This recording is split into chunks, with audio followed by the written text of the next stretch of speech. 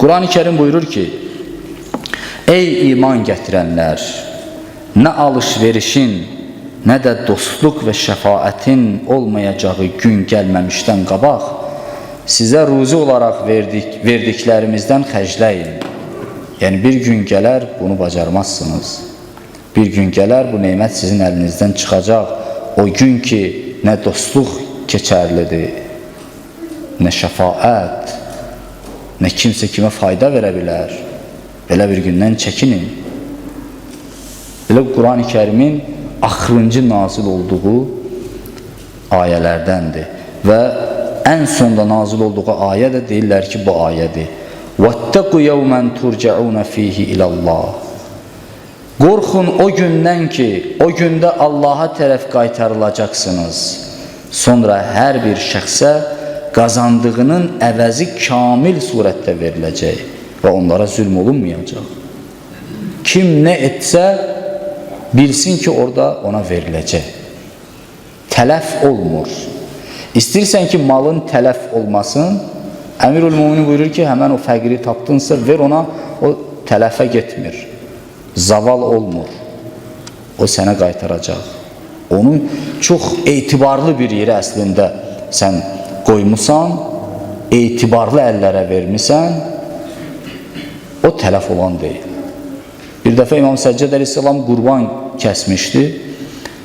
Dedi, məsələn, bunun bir hissəsini aparın qonşulara, bir hissəsini aparın, hamısını payladı. Bircə bud qalmışdı.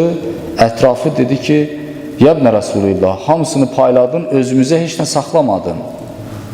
Dedi, əksinə, o payladıqlarımız özümüz üçündür, bu bizə qalmaz. Bunu indiki yiyərik, bu bizə qalmaz. O payladıqlarımız bizə məxsusdur. O qaydacaq bizə. Yenə də İmam Əli əleyhissalam buyurur ki, sən yəqin bil oğlum, İmam Həsənə deyir, sən yəqin bil ki, sən bütün arzularına çatmayacaqsan. Mümkün deyil, insan bütün arzularına çatsın. Və sənin üçün təyin olunmuş əcəldən o tərəfə keçməyəcəksən. Zamanı gələndə öləcəksən. Çünki sən özündən əvvəlkilərin yolundasan. Bax, onlar hara gediblər, sən də ora gedəcəksən. Onlar ölüblər, dünyasını dəyişiblər, sən də dünyanı dəyişəcəksən. Belə isə mal tələb etməkdə, dünya malını tələb etməkdə həddivi aşma. Qazancında, işində mütədil ol, orta yolu seç. Çünki nə qədər çox, əksər vaxtıdır, çox çalışmaq malın tələfinə və məhvinə səbəb olur.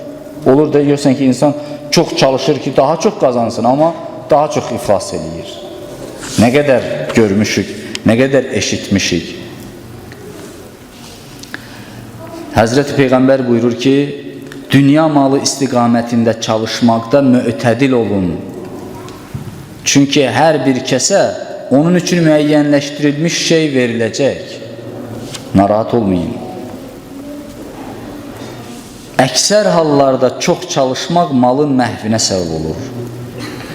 Sədi Şirazi deyir ki, şod gulami becuy ki ab arət, abi cuy aməd do gulam bebord. Dam hər bar mahi avərdi, mahi in bar rəft o dam bebord.